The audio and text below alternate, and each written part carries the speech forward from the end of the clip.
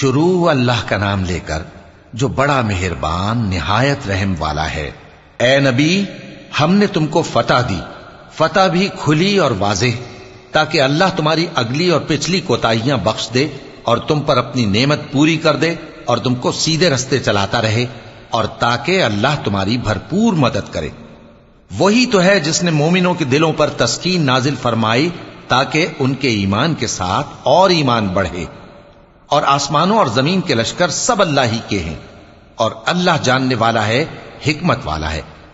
یہ اس لیے کہ وہ مومن مردوں اور مومن عورتوں کو بہشتوں میں جن کے نیچے نہریں بہ رہی ہیں داخل کرے، وہ اس میں ہمیشہ رہیں گے، اور تاکہ ان سے ان کے گناہوں کو دور کر دے، اور یہ اللہ کے نزدیک بڑی کامیابی ہے۔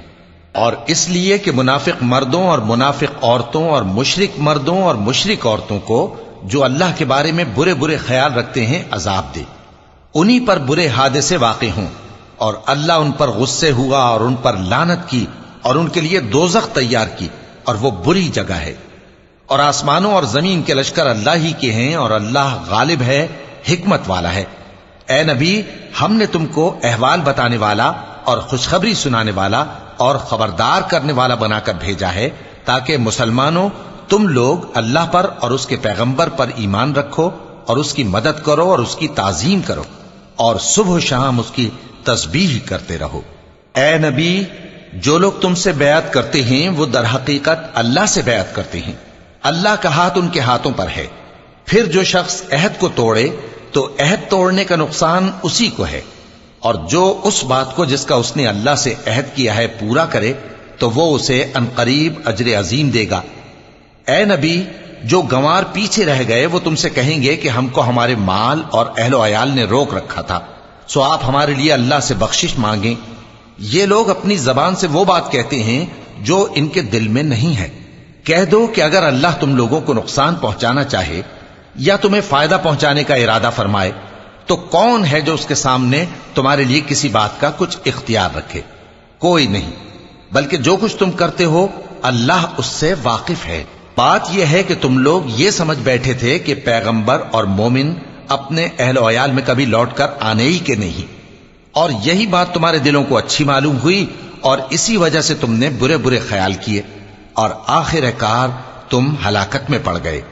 اور جو شخص اللہ پر اور اس کے پیغمبر پر ایمان نہ لائے تو ہم نے ایسے کافروں کے لیے آگ تیار کر رکھی ہے، اور آسمانوں اور زمین کی حکومت اللہ ہی کی ہے، وہ جسے چاہے بخشے اور جسے چاہے سزا دے، اور اللہ بخشنے والا ہے، مہربان ہے۔ جب تم لوگ مال غنیمت لینے چلو گے تو جو لوگ پیچھے رہ گئے تھے وہ کہیں گے ہمیں بھی اجازت دیجئے کہ آپ کے ساتھ چلیں۔ یہ چاہتے ہیں کہ اللہ کے قول کو بدل دیں۔ کہہ دو کہ تم ہرگز ہمارے ساتھ نہیں چل سکتے، اسی طرح اللہ نے پہلے سے فرما دیا ہے۔ پھر کہیں گے نہیں، تم تو ہم سے حسد کرتے ہو۔ بات یہ ہے کہ یہ لوگ سمجھتے ہی نہیں مگر بہت کم۔ اے نبی، جو گنوار پیچھے رہ گئے تھے ان سے کہہ دو کہ تم جلد ایک سخت جنگجو قوم کے ساتھ جنگ کے لیے بلائے جاؤ گے، ان سے تم یا تو جنگ کرتے رہو گے یا وہ ہار مان لیں گے۔ اگر تم حکم مانو گے تو اللہ تم کو اچھا بدلہ دے گا، اور اگر منہ پھیر لو گے جیسے پہلی دفعہ پھیرا تھا تو وہ تم کو بڑی تکلیف کی سزا دے گا۔ نہ تو اندھے پر سختی ہے سفر جنگ سے پیچھے رہ جانے میں، اور نہ لنگڑے پر اور نہ بیمار پر سختی ہے۔ اور جو شخص اللہ اور اس کے پیغمبر کے فرمان پر چلے گا اللہ اس کو بہشتوں میں داخل کرے گا جن کے نیچے نہریں بہ رہی ہیں، اور جو روح گردانی کرے گا وہ اسے دردناک عذاب دے گا۔